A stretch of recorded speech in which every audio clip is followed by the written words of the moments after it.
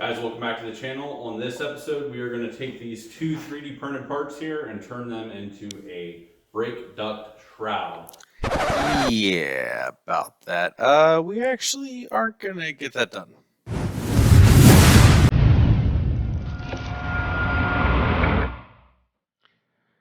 Yeah, so this didn't work out quite the way I planned. So if you haven't noticed, I haven't uploaded a video in 3 weeks, and that's because I basically made two videos, and I'm gonna cram them into one because in this episode we are trying to make some shrouds for our CTSV brake rotors on our truck build, and they've got some ducted tubing and all sorts of cool stuff going on, and it failed.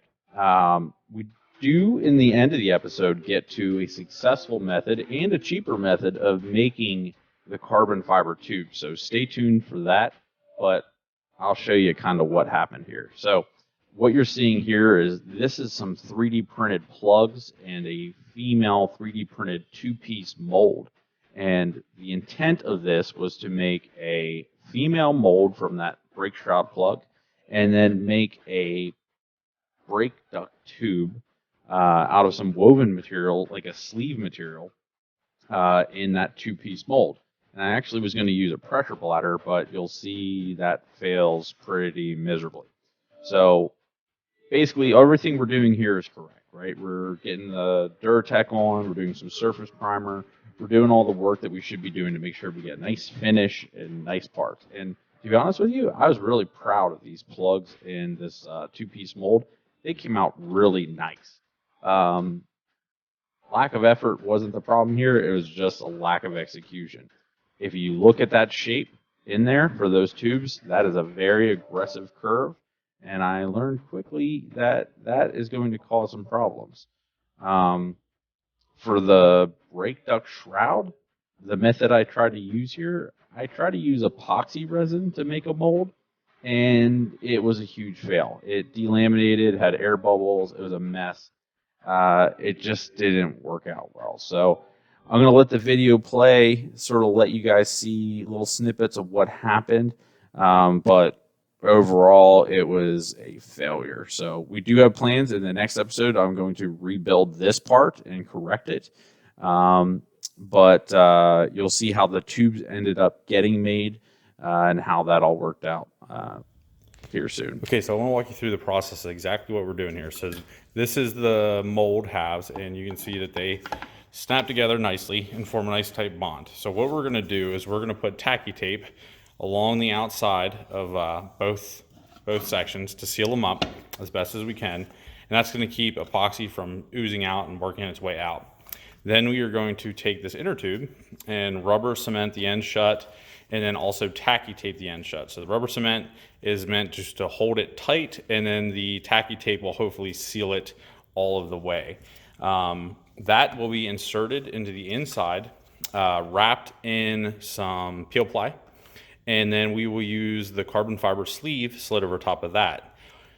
The carbon fiber sleeve is then going to be epoxy coated, so we're going to take a brush and we're going to brush in our resin until it's fully saturated, a little oversaturated. Slide it inside of here, and then we are going to pressurize this and vacuum bag the outside, and that will hopefully hold the woven material tightly against the outside of this, and also hopefully the vacuum will draw out little air bubbles that may have formed in the process. This part though is not strong enough as it is, so what we're going to do is I'm going to fire up the plasma, cut out some 1/8 inch plates on top and the bottom, and then we are going to bolt them together with some hardware, and that way this 3D printed part has a chance of surviving some pressure. And we're going to shoot for like 10 psi in the bladder and shoot for probably a full vacuum on the outside. So that should give us a full like 25 psi of differential pressure on the tube, and hopefully work out any air bubbles that we may have. So I'm gonna go ahead and get started, get this all sealed up, and then I'll go out to the plasma and get the plates cut out.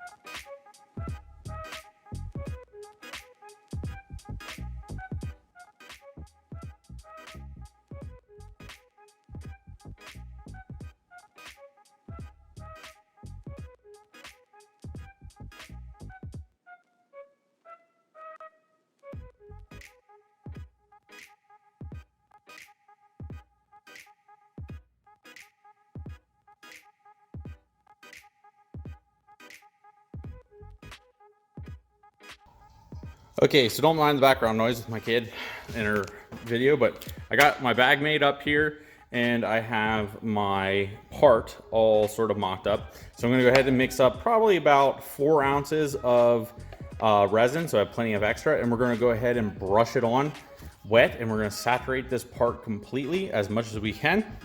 Now remember, there's 4 layers here and we're trying to saturate it from the outside.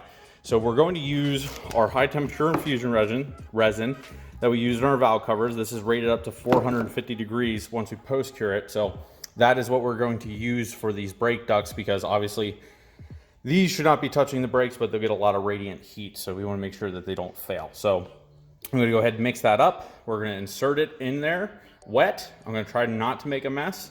And then once that is inside of there, I will take that out, pump some air into the bladder, expand it, and then put it in our vacuum bag and draw a vacuum. And then at that point, we should be done.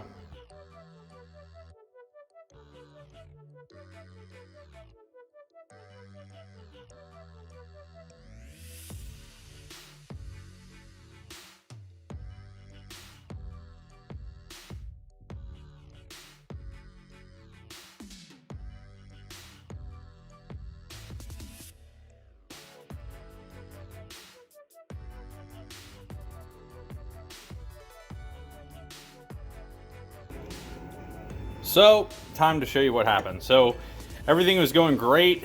While I was filming, I had the bag inflated and I got it all sealed up, and I heard a pop. And I was like, what the hell happened there? Well, the tube exploded inside the vacuum bag, and then at that point it was a lost cause. So, you can see here where the tube was expanded, it pushed nice and tight against the outside of the mold, and we got a nice part. But then what happened is the tube is ballooning on this end and ballooning on this end, and it's sort of forming like a straight tube here, and you get a gap on the outsides of the pieces, and that's why you get this huge resin buildup on the edge, and you can see where the tube then collapsed when it punctured.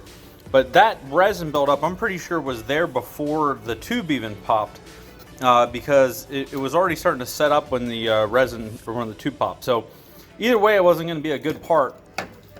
But we did learn some stuff. So we now know that, hey, this has to be vacuum bagged. Well, it was vacuum bagged, but it needs to be entirely vacuum bagged, inside and out. So that's what we're going to do on the next one. All I'm going to do is fold up a vacuum bag, stick it on the inside, and then vacuum the whole part. Maybe that will give us a little bit more consistent pressure and be less likely to pop.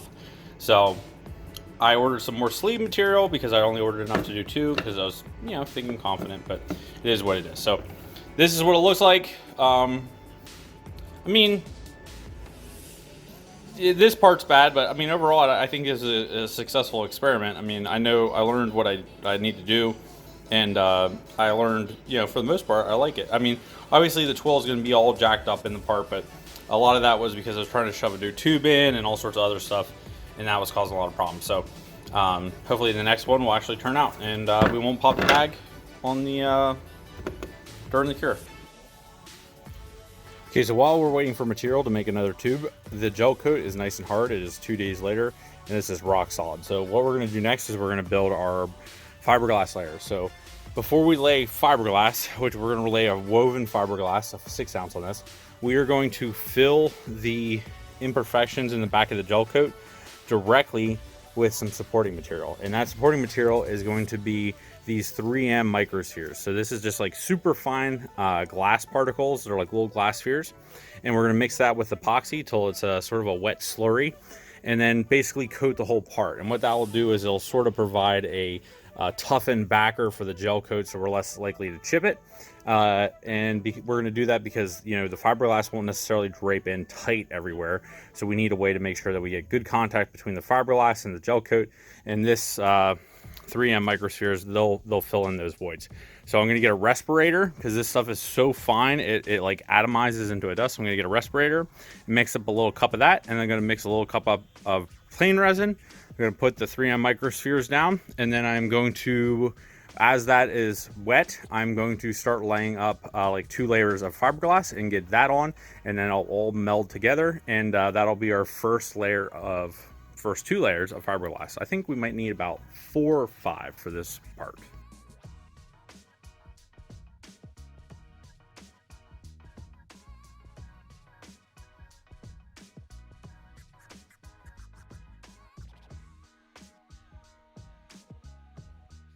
Well, that all went to crap. So, lesson learned here, the epoxy does not work well as a backer material for this.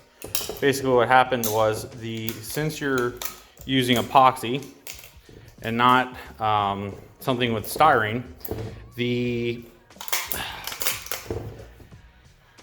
fiberglass doesn't break down. So what happens is it has a tendency to drape in the corners, and that's what happened here. And I got this, whenever you have a draping, you have a tendency to get a huge air bubble. So this is all junk and a waste of time. The good news is the plug is still good, so I can make another mold. Yeah, I got a little damage here on the edge, but it is what it is, not too bad. So I can make another mold. But this mold is absolutely junk, as you can see. So, I think I'm going to call that an episode. On the next episode, we are going to try to recoup this. I'm going to make a fiberglass mold because this epoxy stuff is not working great at all. But I need to order gel coat. I need to order all sorts of stuff that I am missing. So, I will order the gel coat. I will do all that. And then we will go from there. So, this is another episode and a fail, but hey, we're learning. Okay, so this is attempt number 2 of the tubes. First time we use the bladder. This time we're going to use a vacuum bag that has been sealed into a channel, or a tube rather, and it is open, and the bag is basically ready to fold over once everything is epoxied up. So what we're going to do is I'm going to brush on the epoxy on here. I'm going to brush some extra epoxy on the bottom part of the mold and brush some epoxy on the upper part of the mold. So get this good and wet, get this good and wet, and then I'm going to try to insert the this underneath the part and then close this, and then I need to check to make sure I didn't pinch any edges of the fiber into these corners. Once that is in, I will close the bag up the rest of the way, seal it over, and we will pull a vacuum on it. You have to be really careful here not to touch any of the plastic with your epoxied up hands. So I'll be wearing gloves while I'm epoxying. Take those off, and then I will seal the bag up. So let's give it a shot.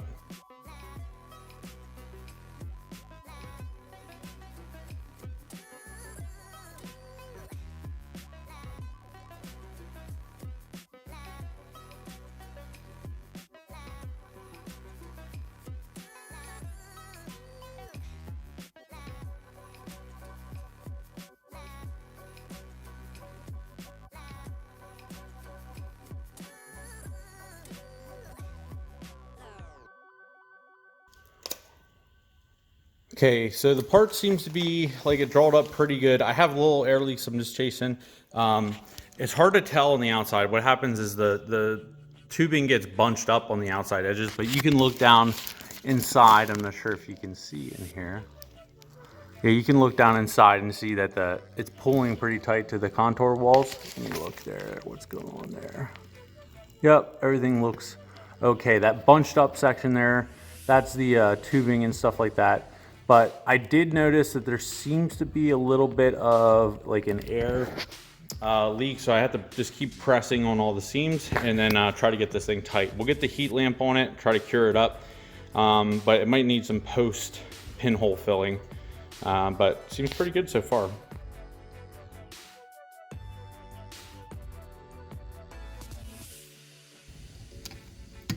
Okay, so the original method that I used, I made a female mold and was trying to expand the carbon into the part.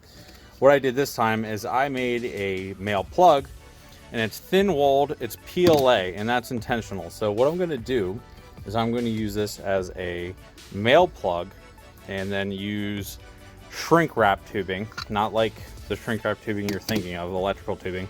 They make specific composite shrink wrap that's a sleeve that you can use a heat gun, and then it'll squeeze this material down to the part. I'm going to use that to get the part to the size that I want, to squeeze it into this plug.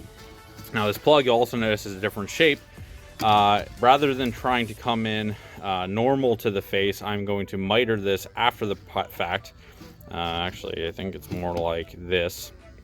And we're going to miter this, cut this carbon and miter it into the part. That allows me to have a more gradual bend because the original shape was kinking up the carbon fiber. Is too steep of a shape. So this is the part that we're going to use. And then to get it out, you're probably wondering, hey, how do you get the carbon fiber out? You're going to cut the ends off because the epoxy will trap this in here. And then I'm going to take this material and put it in hot water and get this plastic above the glass transition temperature of PLA. So probably about 150 degrees Fahrenheit. Get this plastic good, and it won't get gummy, but it'll get kind of like malleable. And then just use a screwdriver and pry it out. I already called the epoxy company that I'm planning on using, the Premium Resin Tech. They said at 150 degrees, the carbon, once it's at its initial cure, it shouldn't move at all hardness wise. It might soften a little bit, but nothing that we should be concerned about. So first thing I'm going to do with this, I'm going to sand it down, get a couple of the little edges off, but overall the print quality is pretty good. I'm just going to sort of sand it down a little bit, and then I'm going to coat the crap out of this with PVA. So we're going back to PVA for this because I don't want this to bond to this, and I want there to be some sort of actual barrier to prevent the bonding. On top of that, when I do the water to soak this out, that'll break down the PVA as well.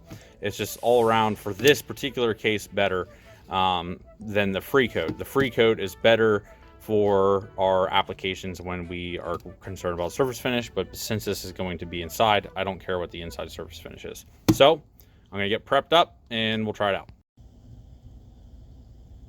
Okay, so I got the part, the plug PVA'd, and then went ahead and just pulled this out end over here into a zip tie, and this end into a zip tie, sort of got it tight against the surface, and you can already tell there's no kinking. So that is going to go a long way into helping us out on the part.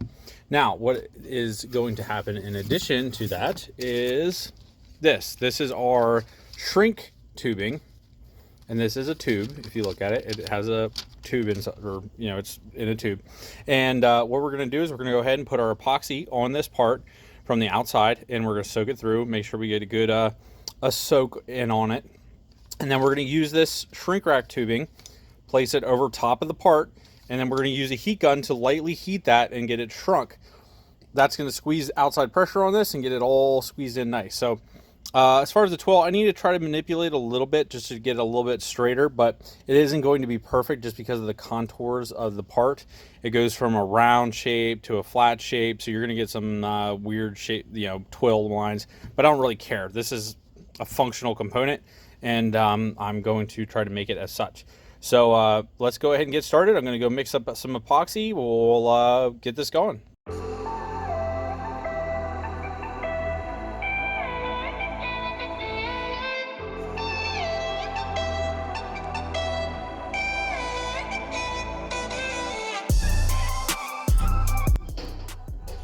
Okay, so that was way easier. I think we have a successful part. So the shrink wrap does have a little bit of texture on the edges, but overall in the middle, it's pretty flat. So I'm gonna go ahead, let this cure up, and then I think we have a good part. So once this cures, we'll cut the ends off, and then we'll start to try to get the plastic out of it by sticking in some hot water. So wish us luck.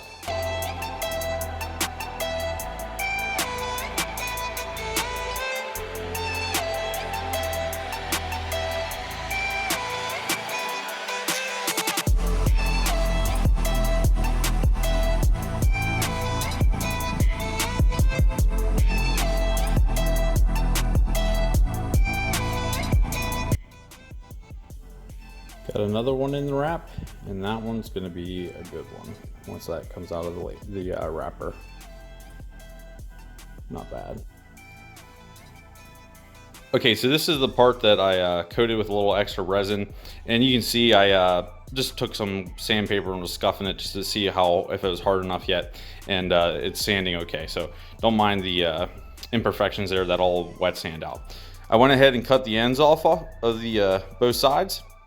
And what I'm going to try to do now is I'm trying to delaminate that PLA part from the inside.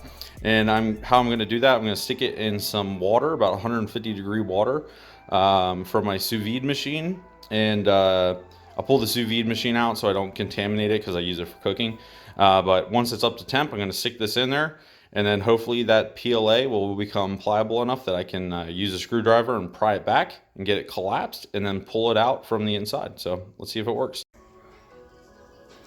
Okay, so the water's 150 degrees and I got the part soaking in here, and then I'm going to gently pull it out because everything's going to sort of soften up, and then I'll try to pry it out. So some quick observations is the temp, I got to go to about 160, 170 degrees, and the plastic definitely gets pliable, which is nice, and it separates nice and easy, but it cools off quick. So you got to like stick it in, pull it out, stick it in, pull it out. You only get about 10-15 seconds of prying on it before it solids back up again.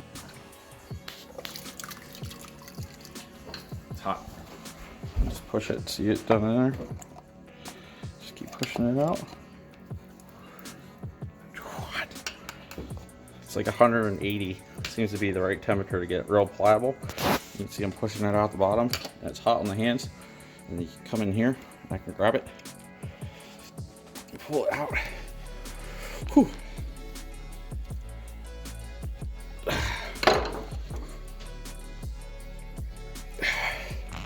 You only get about 30 seconds of working it, and then you gotta heat it back up again.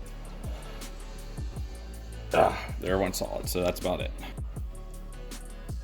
Okay, so I got it out. So tube turned out great. I just need to sand and polish all this excess skinning resin that I put on the outside.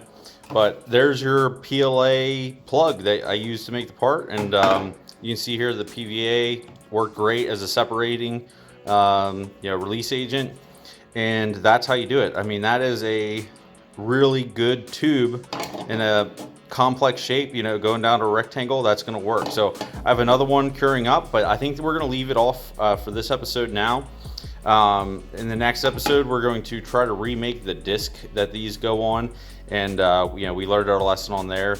And I think this is great. This was a much easier method of making a complex tube shape than the other two methods that I tried and failed at. And this seems like it's going to give me a good product. So I just need to sand and polish this up, and it's going to be great. So in the next episode, we'll get the other duct made up, or the shroud rather. We'll cut these and miter them into that and then bond them in.